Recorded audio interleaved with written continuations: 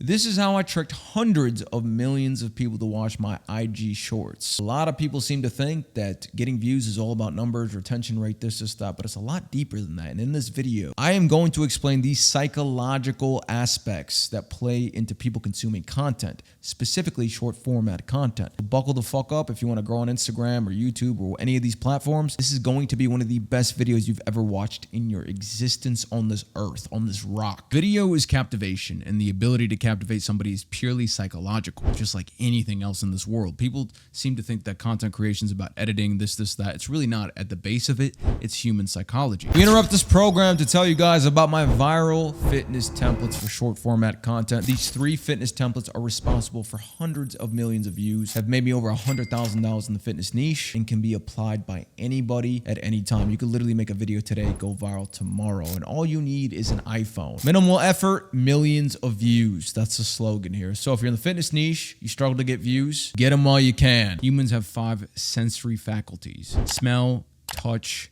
taste, hearing, and vision. I don't know if those are the technical terms, but that's what they are. Video activates 2 of those: the sight faculty and the auditory faculty. Any video that goes viral, it activates these faculties on a high level. So there are many ways we could do this, but I'm going to keep it very, very simple. I'm going to give you guys 5 points to really go off of. So number 1, relatability. When someone hears or sees something relatable, they stop right in their tracks. It makes them think, I've been through that situation. I want to see what happens to that person in the same situation that I've been through. That being said, we can pretty much relate to everybody to a certain extent. We've all walked outside. We've all drank water. We've all slept, right? You have to take it a layer deeper. What do I mean by that? So making a video saying I went on a walk outside is relatable. Everybody's walked outside. It doesn't touch that deep side of them. So how does one become more relatable? It's very simple. You specify. Saying I walked outside versus saying I walked outside at 9 p.m. in Medellin, Colombia, and I got robbed are 2 different relatable stories. If someone was in the same situation as you in Medellin, Colombia, getting robbed, they will stop in their tracks.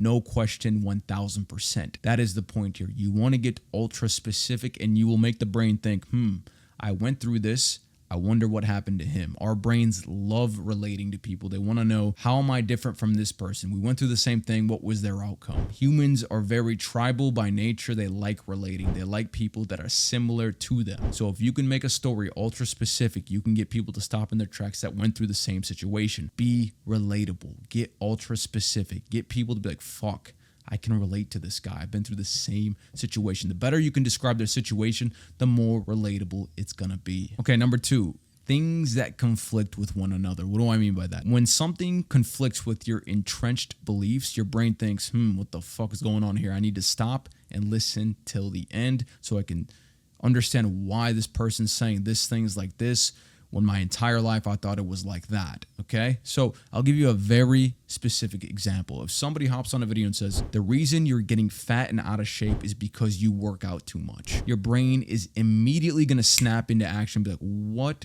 is going on here? I've heard my entire life exercising is good. That's all anybody ever preached. Exercise is good. It helps you stay in shape. Why is this person going against years and years and years of conditioning?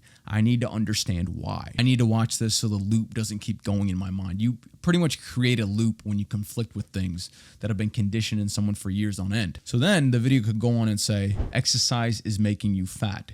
Here's the reason. Because when you exercise too much, you get way hungrier and overindulge, thus exceeding your caloric limit, thus making you fat. And that is a pretty solid argument. The hook is so captivating, it's so conflicting, it makes the brain stop and want to understand why. So the key with this is not just to make irrelevant claims. It has to make sense, but still conflict at the same time. You want the brain to think, why is this person going against what I've been told my entire life? And that's the psychology of confliction. It's your brain wanting to understand what is going on here. Why is this different from what I've learned my entire life? Number 3, familiar environments. Our brains love familiar environments, and specifically outside. Most of my viral videos have been made outside, and there's a very distinct reason for that. For most of human life, we've lived outside. Only in the last 5,000 years have we moved into cities and buildings and this and that. For most of our existence, we've been outside, going from land to land, sleeping outside, eating outside, hunting outside, doing everything outside. So when you make a video in a familiar environment outside, everybody can relate to the outdoors versus in a random kitchen. Guess which one's going to do better? The one that is outside. It's not only familiar because people go outside every single day, but it's entrenched within our psychology to want to be outside because of years and years of conditioning from our ancestors. Biology is very slow to change. We still are creatures of the outdoors. That's why cabin fever is a thing. We feel like shit when we stay inside too long because our body is biologically designed to be outside. So if you can make your videos in the outdoors, whether it's in front of some trees, by an ocean, in the mountains, it's a very familiar environment for the brain. The brain wants to stop. The brain wants to look. The brain wants to be like, what's going on here? This environment I really enjoy. I like a lot. I'm going to watch the rest of this video. Every single video I do outside performs way better than the ones I do inside. And there's a very psychological reason for that, what I just discussed previously. So when you're making your videos, try to think, where can I do this where it's going to be familiar to the human brain,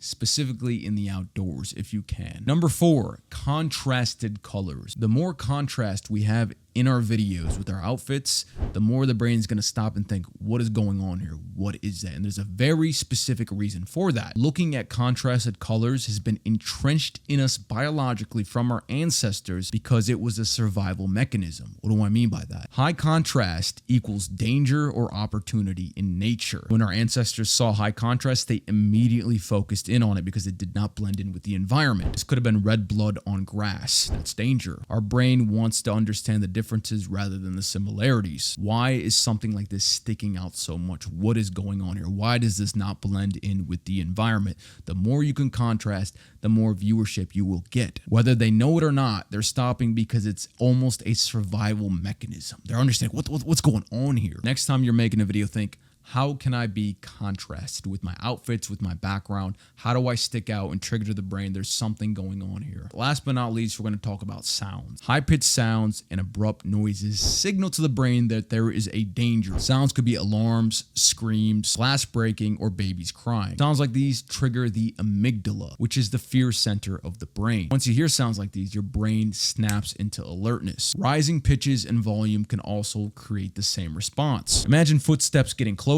or a growling animal getting louder. This is why we use risers in videos. Content creation isn't about editing. It's not about this. It's not about that. It's literally about human psychology, how we've been wired for years and years and years, and how you can use that to your advantage.